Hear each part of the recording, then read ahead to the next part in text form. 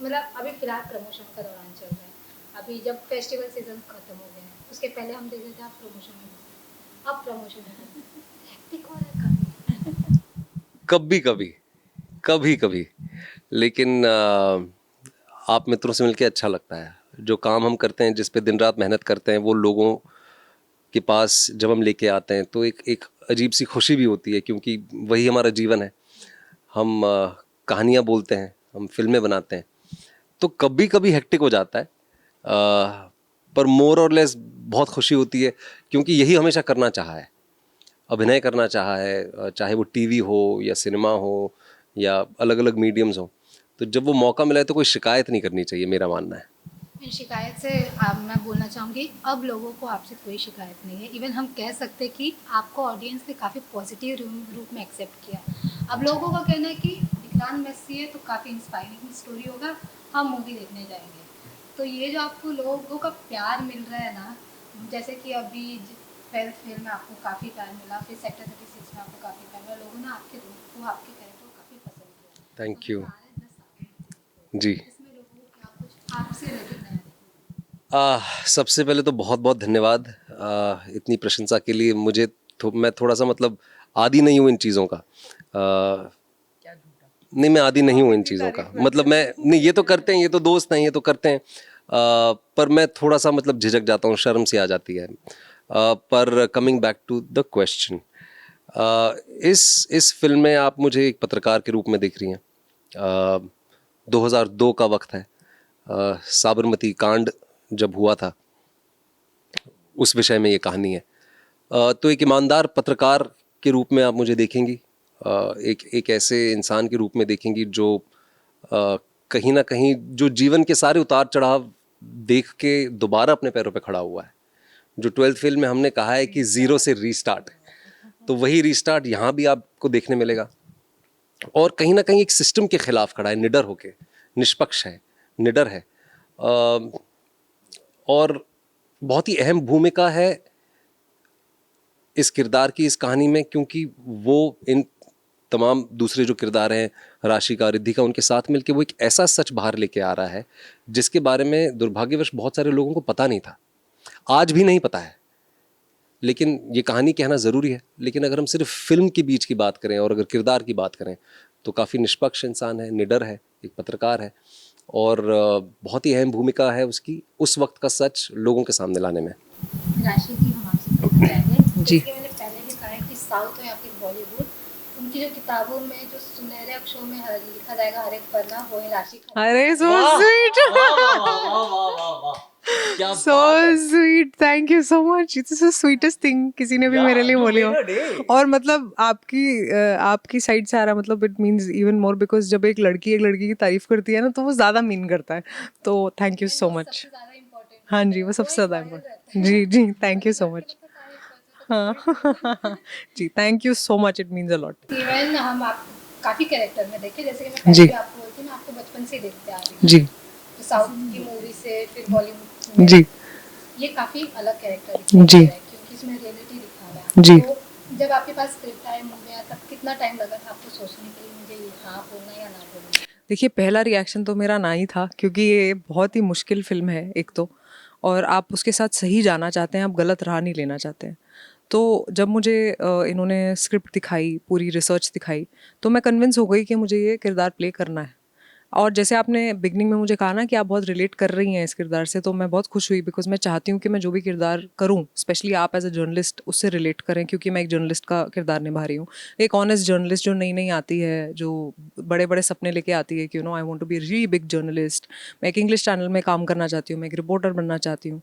उसके सामने क्या क्या सच्चाई आती है, क्या क्या वो पावर पॉलिटिक्स के साथ डील करती है, और उसे समझ आती है कि जो दिखता है वो होता नहीं है, और वो जिसको आइडल मानती है उसके सपने टूटते हैं, वो कैसे अपने आप को उठाती है और सच सच की इस भीड़ में लग जाती है कि मुझे बस सच ढूंढना है और लोगों तक लेके जाना है। तो वो एक ऑनेस्ट जर्नलिस्ट का रोल प्ले कर रही हूँ, जो मैंने पहले कभी प्ले नहीं किया है, और हिंदी फिल्म्स में मुझे ये अपॉर्चुनिटीज़ ज़्यादा मिल रही हैं रिलेटेबल कैरेक्टर्स प्ले करने की। तो आई थिंक मैं I am really growing as an actor. तो मैं यही करना चाहूँगी आगे भी, और रिलेटेबल कैरेक्टर्स प्ले करना चाहूँगी, और बहुत ही खुश हूँ साबरमती रिपोर्ट जैसे आई है, जैसे हम सबके किरदार हैं बहुत अच्छे से लिखे गए हैं। तो I am just happy and I am lucky. Real में कहना चाहूँगी, जैसे कि आपने बोला मैं रियल में क्या होता है कि जर्नलिस्ट पत्रकार क्या होता है, तो आप जब इसका शूट करके आप मतलब काफ़ी गहराई से देखोगे पत्रकार और लोगों का काम, तो आपको क्या लगा जो रियल लाइफ में आप देख रहे हो, अभी मुझे देख रहे हो, हम इंटरव्यूज लेते हैं, इवेंट्स अटेंड करते हैं, कुछ ना कुछ सेलिब्रिटी और रिपोर्टर्स के बीच थोड़ा गैप होता है, तो आपको क्या लगता है क्या गैप है इसको अभी, क्या कुछ सिचुएशन रहते हैं रिपोर्टर्स के बीच? देखिए आप फिल्म जर्नलिस्ट हैं, लेकिन मैं फ़िल्म में एक फ़िल्म जर्नलिस्ट नहीं हूँ, तो मैं ज़्यादा आपके उस एंगल से नहीं देख पाई। लेकिन इन्वेस्टिगेटिव जर्नलिज़्म में मैं जाती हूँ, जो मुझे लगता है बहुत ही मुश्किल होता है। आप अपनी जान को जोखिम में डालते हैं सच्चाई बाहर निकालने के लिए, तो वो बहुत ही मुश्किल एक पाथ है जो आप जो ले रहे हैं आप एज अ जर्नलिस्ट। तो hats off to all the investigative journalist जो सच की खोज में निकलते हैं। तो मैं ये गैप के बारे में तो कुछ ज़्यादा कह नहीं पाऊँगी, क्योंकि मुझे इसका आइडिया नहीं है, लेकिन I really respect journalist today even more. जी। आप मतलब एक ऐसा कैरेक्टर की चॉइस करती कि सिर्फ आपको एक एज अ आर्टिस्ट वर्क करा, आप ऐसा एक कैरेक्टर चॉइस करती कि लोगों को स्टोरी बताना, मतलब आप अपना पहचान ही खो देती है, ऐसा लोग आप में वही चीज़ देखते हैं, और ये भी काफ़ी अलग है, एकदम बॉसी अवतार दिखाई दे रहा है आपके टीजर में, तो आप अपने कैरेक्टर को क्या बताना चाहिए character? Thank you so much. मैं खो ही जाना चाहती हूँ, मैं रहना ही नहीं चाहती। अभी भी मुझे लगता है कि मतलब मैं तो हर जगह, मैं टीज़र भी देख रही थी तो मुझे लग रहा था नहीं, थोड़ी सी मैं दिख रही हूँ मुझे, तो मुझे बहुत और मेहनत करनी है लाइफ में। लेकिन मेरा कैरेक्टर, मैं पहले भी बोल चुकी हूँ, एक एक रिपोर्टर ही है, एक एक समय की कहानी है, एक घटना पे आधारित है। और आई थिंक जो मैं चाहूँगी अगर ऑडियंस जाए और मेरे कैरेक्टर को देखे, तो वो मेरे कैरेक्टर को एक सिस्टम समझ के देखे।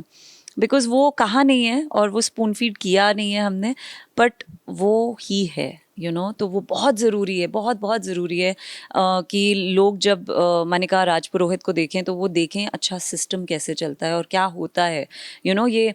क्योंकि हम कई बार क्या करते हैं कि बहुत सारी चीज़ों को डाउन प्ले कर देते हैं, ये बोल के अरे ये इंसान ऐसा है, और फिर आगे बढ़ते हैं। बट ऐसा नहीं है, चीज़ों को गहराइयों से देख के उनको समझना बहुत ज़रूरी है। और हमारी फिल्म बहुत इम्पॉर्टेंट मैटर पे बात कर रही है, और इनकी जो जर्नी है और जो मेरे कैरेक्टर की जर्नी है वो एक दूसरे से लिंक्ड है। और कॉन्सिक्वेंसेस जो राशि का किरदार है अमृता, बहुत ब्यूटीफुली उनकी नज़र से भी आप देखते हैं मेरे कैरेक्टर को, इनकी नज़र से भी मेरे कैरेक्टर को देखते हैं। और जो एंग्स्ट है इस फिल्म में किरदारों में, वो आपको दिखाई देगा कि फ्रस्ट्रेशन कैसे होता है जब आप हेल्पलेस होते हैं और you can't really do what you want to do. तो बहुत बहुत अच्छा कैरेक्टर है और बहुत अच्छी कहानी है। और मैं, जैसा कि आपने कहा, मैं यही चाहती हूँ, आगे भी यही अटेम्प्ट रहेगा कि जो भी कहानियाँ कहूँ उसमें मैं ना रहूँ, कहानी रहे। एक ऐसी मूवी काफ़ी बड़ी फिल्म है विदेश की, तो ऐसी मूवी के लिए काम करना कहीं ना कहीं प्रेशर रहता है कि ऑडियंस किस तरह से एक्सेप्ट करेगा, कुछ भी थोड़ा मिस्टेक हुआ तो ऑडियंस स्टोरी नहीं बना, तो वैसा कुछ प्रेशर था जब आपकी मूवीज बनाते जब आपको स्टोरी के बारे में? सी मिस्टेक तब होती है जब आप बिना सोच के कुछ काम करते हैं। मतलब मिस्टेक हो सकती है क्योंकि हर चीज़ पर्सपेक्टिव पे डिपेंड करती है। आपको लगेगा कुछ मिस्टेक है जो शायद किसी और को ना लगे, लेकिन जब आप रिसर्च और फैक्ट्स पे बेस करके कुछ काम करते हैं तो आपको मिस्टेक्स का डर नहीं रहता। आप बस ये कोशिश करते हैं कि पूरी ईमानदारी से किरदार को निभाएं। और जो कहानी है, इवन इन दिस स्टोरी, मुझे याद है बहुत समय, इवन अगर मेरा कैरेक्टर नीचे गिर रहा है, मैं उसको नीचे गिराना चाहूँगी क्योंकि वो कहानी के लिए इम्पॉर्टेंट है। तो ये चीज़ें करना हमारी एज आर्टिस्ट रिस्पॉन्सिबिलिटी होती है। Like we've spoken about this earlier कि एक पर्सनल वैल्यू सिस्टम बहुत मायने रखता है कि इंटेग्रिटी मेरा भी तो है एज एन आर्टिस्ट। मैं भी वहाँ पे जाके कुछ घुमा सकती थी और कर सकती थी, लेकिन ये कहानी बहुत इंपॉर्टेंट है कहना, और मुझे इसका हिस्सा बनना था, मुझे और ऐसी कहानियों का हिस्सा बनना है। हमने वेस्ट की बहुत सारी कहानियाँ देखी हैं और बहुत सेलिब्रेट करते हैं यूएस अपनी हिस्ट्री को, इंडिया नहीं करता है। हमारा देश बहुत कम ऐसी कहानियाँ बताता है जहाँ आम लोगों ने एक पहल उठाई है और उससे रेवोल्यूशन आ गया है। समर कुमार का कैरेक्टर कुछ वैसा है, अमृता का कैरेक्टर कुछ वैसा है। तो ऐसी कहानियाँ बताना बहुत ज़रूरी है ताकि जो हमारे दर्शक हैं, जो आम जनता है, उनमें वो प्राइड हो कि हमको भी अपने देश के लिए कुछ करना है, या मैं अगर अपनी इंटेग्रिटी संभाल के चलूँगी तो मैं कुछ कर सकती हूँ।